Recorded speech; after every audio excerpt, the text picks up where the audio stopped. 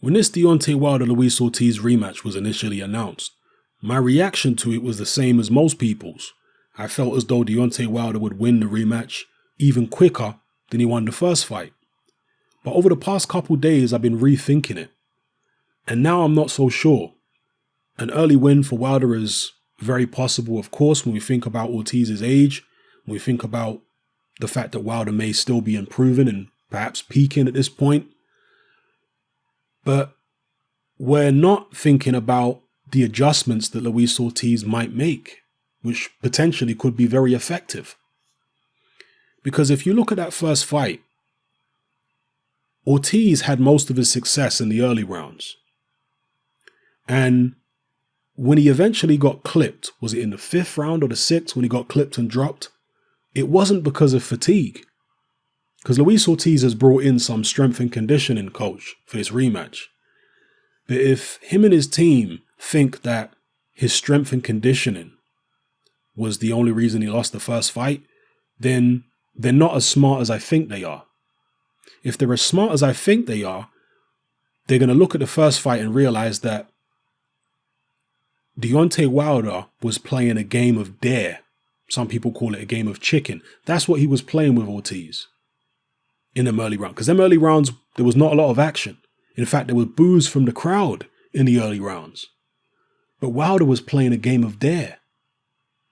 He was happy to wait and wait and wait and wait. And as a fighter, you don't know how the judges are scoring these rounds where there's not a lot of activity.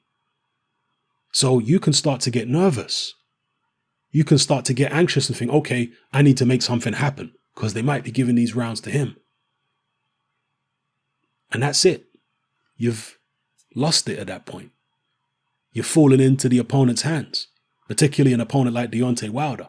He wants you to try to come at him. He wants you to get ambitious and throw punches so he can land his big right hand. As I say, it's like a game of dare. You got two cars accelerating at each other. Who's going to lose their nerve and swerve first? Luis Ortiz swerved first in that first fight. He thought, you know what? I can't trust what the judges are going to do. I'm going to have to get a little bit more ambitious and try and take the fight to Wilder. And that's what he did. And that's why he got clipped and dropped. If his team are as smart as I think they are, they may go into this rematch and think, you know what? Let's try and win that game of dare this time. Let's try and get Wilder to be the one who loses his nerve and swerves first and starts making some reckless offensive decisions that we can capitalize on. Let's be patient. Let's not worry about trying to force the fight. You know, because from a strategic point of view, it makes sense. But also, Luis Ortiz is at least 40 years old. He's got a wife. He's got a family. He's got a daughter who is suffering from some long-term health condition or medical condition. I'm sure his family were horrified at seeing Ortiz knocked down and stopped last time around. When you're Luis Ortiz's age, you think more, not only about your own health, but about the impact, you being seriously injured or worse would have on your family. You think more about that as you get older.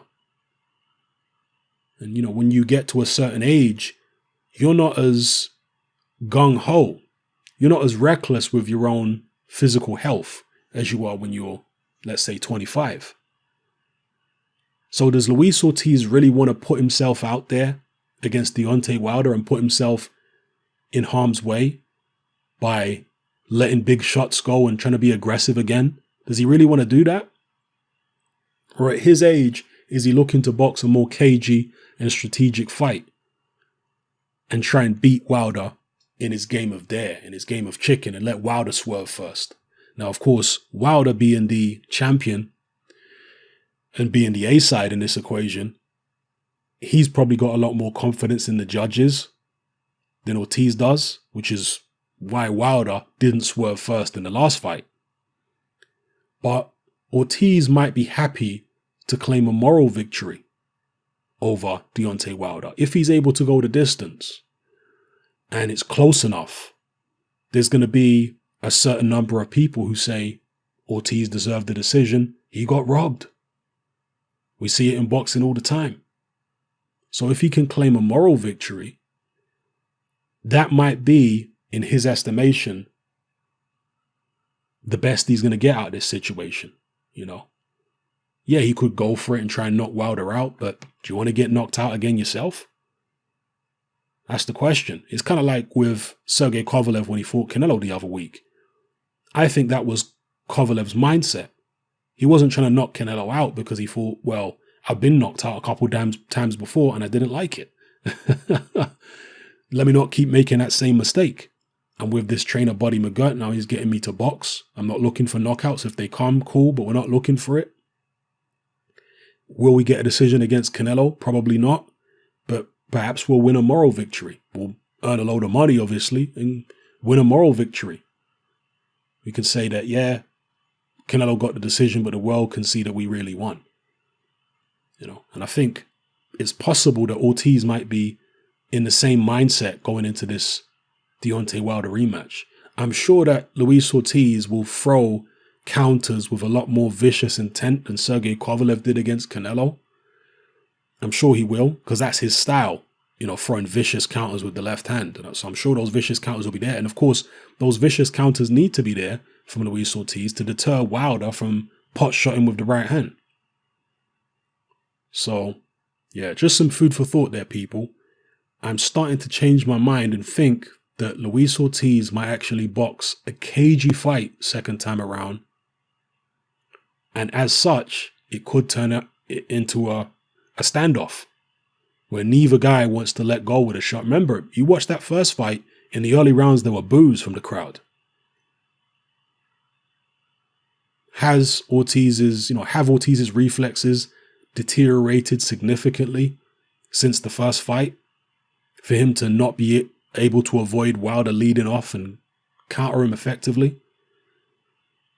Has Wilder improved so much since the first fight that he'll be able to take more chances against Luis Ortiz without being punished? It's possible, I guess. But I don't know. I'm starting to suspect that there isn't that much difference between Ortiz now and how he was then. That if there is deterioration, it's not going to be, you know, massive. But if Wilder lands, of course, at any time, he's going to hurt Luis Ortiz. So if he decides to come out aggressive and start slinging loads of big right hands and manages to evade Luis Ortiz's counters and he catches Ortiz on the chin, well, it's going to be good night Irene early. But will Wilder be that gung-ho, or will he still be respectful? If he's respectful, you know, we could see a long fight. Because I think, as I keep saying, Ortiz might not want to swerve first this time. Might just be happy to take a moral victory on the cards, you know. Or maybe there's a chance that if Ortiz is winning the fight, that the judges score it fairly. We don't expect that, of course, but you never know. Strange things do sometimes happen in boxing. So I'll leave you with that, people. Food for thought. Could this fight actually turn out to be a cagey affair?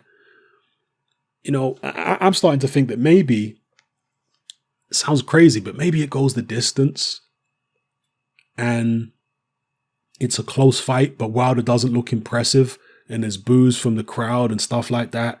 Wilder retains his belt, but people are looking at him like, that wasn't the explosive Wilder we expected. And that wasn't the compelling fight that the first one was. I think Luis Ortiz also didn't have that much respect for Wilder going into the first fight. He was very dismissive of Wilder's ability. You know, maybe he's learned enough from that first fight to have enough respect that he can minimize the amount of big shots he gets hit with. Let me know how you guys feel in the comment section below. It's Hatman, I'm out. Join me on Patreon. I upload a minimum of 2 podcasts every single week, covering a wide variety of controversial topics, as well as live stream Q&A sessions. Take a look on screen right now at some of the podcasts I've produced so far. For just $3 a month, the equivalent of about £2 a month, you get access to all my new podcasts and my entire back catalogue of past podcasts, including my popular Confessions of a Nightclub Bouncer series. You can listen on your computer or on your smartphone or tablet by downloading the Patreon app from the Google Play Store or the App Store for free. The Patreon app also allows you to download each podcast in MP3. For less than the price of a cup of coffee, you get access to dozens of hours of exclusive content. It's easy to sign up, there's no contract, and you can cancel at any time. So come and join our community of free and critical thinkers by signing up with me here on Patreon today.